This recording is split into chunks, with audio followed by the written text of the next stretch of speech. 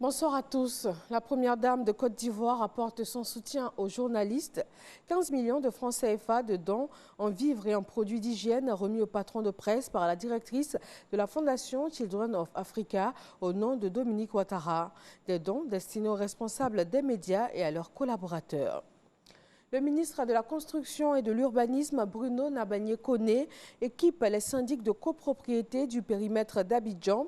Ils ont reçu des produits nécessaires à une meilleure exécution des gestes barrières. Les efforts contre la maladie à coronavirus se multiplient de tous les côtés. Le groupe Codival, spécialisé dans le convoi de fonds, a remis un chèque de 50 millions de francs CFA au ministre de l'Économie et des Finances. Des détails avec Cheikh Koné. Un chèque de 50 millions de francs CFA reçu des mains d'Adama Coulibaly, ministre de l'Économie et des Finances. Ce don du groupe Codival, propriété du groupe Sagam International, est en guise de contribution à la lutte contre la maladie à coronavirus en Côte d'Ivoire. L'appui financier, c'est pour aider le gouvernement ivoirien. Chaque fois que nous le pouvons, nous sommes une entreprise citoyenne.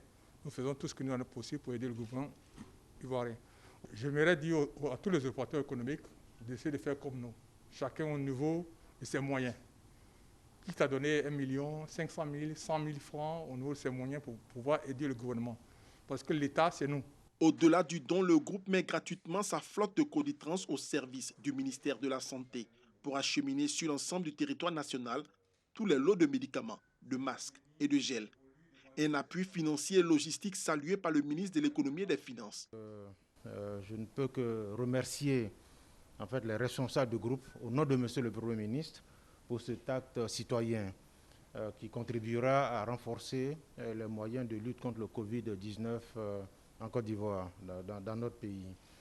Comme vous le savez, hier, Monsieur le Premier ministre a présenté un plan de soutien économique et social d'un montant de 1700 milliards de francs CFA, dont la mise en œuvre contribuera à amoindrir l'impact du Covid-19 sur la population, mais aussi à faire en sorte que les entreprises puissent préserver leurs outils de production et aussi préserver également les emplois.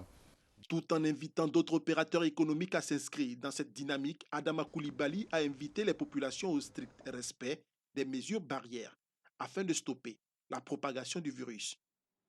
Et la situation sanitaire actuelle est une véritable épreuve pour les commerçants. Ils ont du mal à payer leur loyer mensuel. Même constat chez les locataires de biens à usage d'habitation. Propriétaires et locataires tentent donc de trouver des accords dans l'intérêt des deux parties.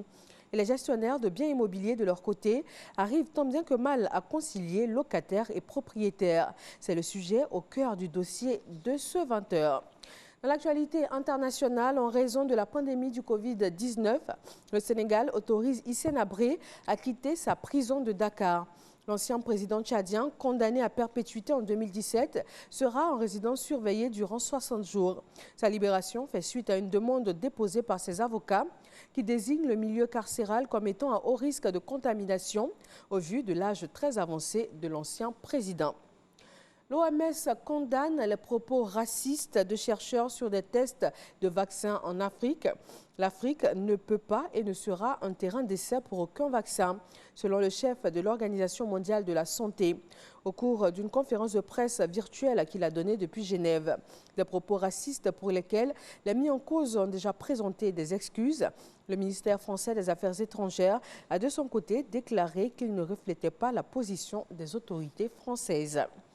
Et puis le Mali, également touché par le coronavirus, n'est toutefois pas épargné des attaques terroristes. 25 soldats ont été tués dans la région de Gao, zone nord du pays, dans une nouvelle attaque attribuée à des djihadistes par le gouvernement malien. Selon les autorités, une dizaine d'assaillants ont été neutralisés et une quantité importante de matériel a également été saisie. Voilà, merci de votre attention. Retrouvez tout de suite l'info dans nos régions. Et moi, je vous donne rendez-vous à 20h sur RTI 1.